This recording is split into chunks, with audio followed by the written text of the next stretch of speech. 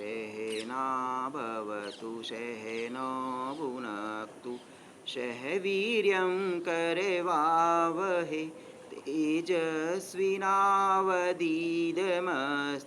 मा विद्विषावहै। ओम शांति शांति शांति। हे ईश्वर, आप मेरे साथ जो योगी जन हैं, जो मेरे परिवार से जुड़े हुए हैं, उन सभी को सद्बुद्धि प्रदान करें, तेजस्विता प्रदान करें, उनके जीवन को सुखमय प्रदान करें। इसी कामना के साथ मैं आप सभी को नमस्कार करता हूँ। आज मैं आपको पद्मासन के बारे में बताऊंगा, करने का तरीका, होने वाले लाभ और क्या क्या सावधानियां बरतनी है। पद्मासन के अनेकों नाम हैं इस आसन के, और इसका मतलब होता है कमल, जो कि विष्णु भगवान और माता लक्ष्मी को बहुत ही पसंद है। हर पूजा पाठ में चलाया जाता है। ये आसन करने से आपका शेप कमल की तरह हो जाता है, इसलिए इसका नाम पद्मासन दिया गया है। इसके और भी कई नाम हैं, जैसे मुक्त पद्मासन, ब्रह्मासन, श्री आसन, कमल आसन, आदि आसन।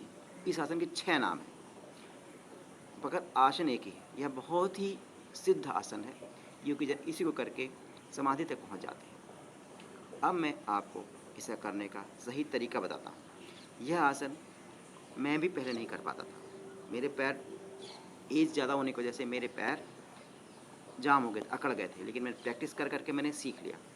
तो जब मैं सीख सकता हूँ तो आप भी कर सकते हैं, क्योंकि इस आसन के अनेकों फ़ायदे हैं। सबसे पहले मैं आपको करने का तरीका सिखाता हूँ। आप दंड आसन में बैठ के बॉडी को रिलैक्स कर दीजिए थोड़ी देर के लिए। गहरी सांस लीजिए। उसके बाद एक पैर को उठा करके दूसरे पैर की जंघा पर रख लीजिए, ऐसे करके। किसी किसी का इसके नीचे नहीं जाता है, तो उसको धीरे धीरे ऐसे प्रेस करना है। आपको प्रेस करना है ऐसे जोर से, धीरे धीरे धीरे धीरे धीरे धीरे। जब प्रेस होने लगे, जब ज़मीन पर टच करने लगे, तो इसको छोड़ दीजिए। फिर इसको हाथ छोड़ करके धीरे धीरे प्रेस कीजिए, और ज़मीन पर जब टच कर ले थोड़ी स्टेबल कीजिए उसको। 1 मिनट तक, 2 मिनट तक, जब तक स्टेबल कर ले, तो आपका ये लेग एकदम फ्लेक्सिबल हो गया है। इसी तरह दूसरे लेग को भी उठा करके जंघा पे रख करके धीरे धीरे प्रैक्टिस कीजिए ऐसे। उसके बाद अगर नहीं जा रहा है नीचे, तो धीरे धीरे इसको, आप ज़बरदस्त जोर नहीं देना है, धीरे धीरे करके इसको प्रेस कीजिए। जब ये प्रेस हो जाएगा नीचे, ऐसे करके फिर फील कीजिए, बिना सपोर्ट के आप उसको नीचे रख सकते हैं। उसके बाद आप यह आसन स्टार्ट कर सकते हैं। जब आपको बॉडी फ्लेक्सिबल हो जाएगी, इसको इस पैर पर रखना है और दूसरे पैर को उठाकर ऐसे रखना है। बहुत ही सिंपल है, बहुत ही आसान है। मैक्सिमम लोग कर ही लेते हैं, अगर बच्चे कर लेते हैं, क्योंकि बॉडी फ्लेक्सिबल होती है। हमारे एज के लोगों को बहुत मुश्किल होती है, क्योंकि बॉडी अकड़ जाती है। इसका सही तरीका यही है, दोनों पैर ऊपर आकाश की तरफ फेस करेंगे और मेरुदंड एकदम स्ट्रेट रखेंगे। हाथों को ध्यान मुद्रा में ऐसे रख करके आप ध्यान कर सकते हैं, और कोशिश करिए कि जब इन पैरों को बदलना है, पहले इस पैर को ऊपर रखिए, फिर दूसरे पैर को ऊपर रखिए। इसके पीछे रीज़न यह है कि हमारी बॉडी 2 पार्ट में है, तो दोनों को बराबर इक्वल बैलेंस करना है हर चीज़ को। इसलिए पैरों को अगर 10 मिनट इधर रखते हैं तो 10 मिनट इधर करना है। अब मैं इसके होने वाले लाभ बता देता हूँ आपको।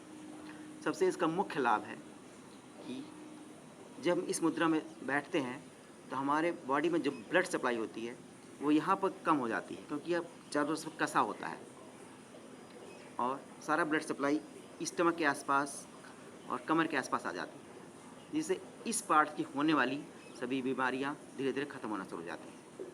दूसरा इसका मुख्य लाभ है कि यह हमारे शरीर की जो 72,000 नाड़ियाँ हैं, उनकी सारी इम्प्योरिटीज़ को हटा करके सबको प्योर करती है, सबको क्योर करती है, और हमारे अंदर इम्यून पावर को इम्प्रूव करती है। जो हमारे शरीर की 72,000 नाड़ियाँ हैं, जिससे हमारा बॉडी चलता है, उन सब को क्योर करती है। उसके अंदर सारे जो ब्लॉकेज होते हैं उनको हटा देती है। तीसरा इसका मुख्य लाभ है, यह हमारी कुंडली शक्ति को जगाने में सहायक होती है, और जिससे हमारी ऊर्जा ऊर्ध्वा शक्ति की ओर जाती है, और धीरे धीरे आपके चित्त तक आ जाती है। तो इससे हमारे चेहरे पर कांति आती है, शरीर के सारे रोग दूर होते हैं, सारे हमारे शरीर के ये पापनाशक योगा है। आपके जितने पाप कर्म है इससे धीरे धीरे हटते रहते हैं। और यह आपके अंदर जो कभी भी किसी का नाभि हट जाती है उससे बहुत पेन होता है, लूज मोशन शुरू हो जाता है, खासकर बच्चों के, आपने कोई वजन चीज खा लिया उससे हो जाता है। तो अगर आप ऐसे 10-15 मिनट ऐसे बैठे रहेंगे तो आपका वो नाड़ी अपने आप सेटल हो जाती है इस आसन में बैठने से। इसका ये बहुत ही अच्छा लाभ है। और इसका एक लाभ है कि जिसको काम विकार होता है, यह काम विकार को नाश करके काम की यथाशक्ति प्रदान करता है और मन को शांति देता है, मन की चंचलता को कंट्रोल में रखता है, मन को शांत करता है और सभी स्नायुओं को खोल देता है, स्नायु तंत्र को खोल देता है, जिससे आपके अंदर फुल ऑक्सीजन सप्लाई जाती है। और यह प्राण वायु को अपान वायु से मिला देता है, जिससे आपके अंदर शक्ति आती है। देखिए, इस ध्यान आसन में, इस पद्मासन करने से अगर आप 10-15 मिनट डेली करते हैं और सभी चक्रों का ध्यान देते हैं। मैं आपको एक चीज़ और बता दूं, आपको जिस पार्ट में प्रॉब्लम है, बॉडी के जिस पार्ट में प्रॉब्लम है, उस चक्र का ध्यान कीजिए, आपका धीरे धीरे वो रोग दूर हटता जाएगा। क्योंकि हमारे चक्रों में बहुत शक्तियाँ हैं। हमारे चक्र जब जागृत होते हैं, उनके ऊर्जा से वह बीमारी अपने आप हट जाती है। हमारे अंदर खुद ही सारी ईश्वर ने शक्ति प्रदान कर रखी है, लेकिन हमें अपनी शक्ति का अंदाज नहीं है। हनुमान जी भी अपनी शक्ति भूल चुके थे, लेकिन जामवंत जी ने उनकी शक्ति को जब याद दिलाया तो वो समंदर कूद गए थे। उन्होंने भी अपनी शक्तियों को जागृत किया था। इस तरह आपके अंदर भी वह शक्ति है, आप भी शक्ति को जागृत कर सकते हैं। जैसे आपको अगर जेनेटिक प्रॉब्लम है या पाइल्स की बीमारी है, तो आप मूलाधार चक्र या स्वादिष्टान चक्र का ध्यान करते हुए ईश्वर का ध्यान करिए। उसके बाद यदि आपको पेट में प्रॉब्लम है, यहाँ पे इस एरिया में, तो आप मणिपुरा चक्र या नाभि चक्र जिसको बोलते हैं उसका ध्यान कीजिए। इस एरिया में कुछ प्रॉब्लम है तो आप हृदय चक्र पर ध्यान कीजिए। गले के आसपास कोई बीमारी है, जैसे थायराइड है, कफ कोड है, तो आप विशुद्धि चक्र का ध्यान कीजिए। अगर आपको अध्यात्म से जुड़ना है तो आप आज्ञा चक्र का ध्यान कीजिए। और यदि आपको ईश्वर प्राणी ध्यान करना है, समाधि तक जाना है, तो आप सहस्त्रार चक्र का ध्यान कीजिए। इससे हमारे चक्रों का जो हम ध्यान करते हैं, हमारे बॉडी की सारी इम्प्योरिटी दूर होती रहती है और सारे विकार दूर होते रहते हैं और हमारी बॉडी प्योर हो जाती है। देखिए, योगा का सिर्फ 3 ही उद्देश्य है। जो इस मार्ग पर चलते हैं, जो इस लक्ष्य पर अग्रसित होते हैं, उनका सिर्फ 3 ही उद्देश्य है। पहला, शरीर को स्वस्थ रखना। दूसरा, मानसिक शांति प्राप्त करना।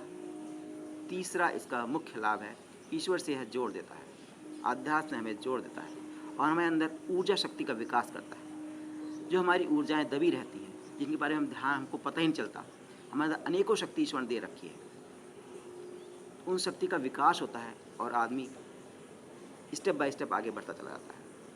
आशा है मैं आपको इस पद्मासन के बारे में समझा पाया हूँ।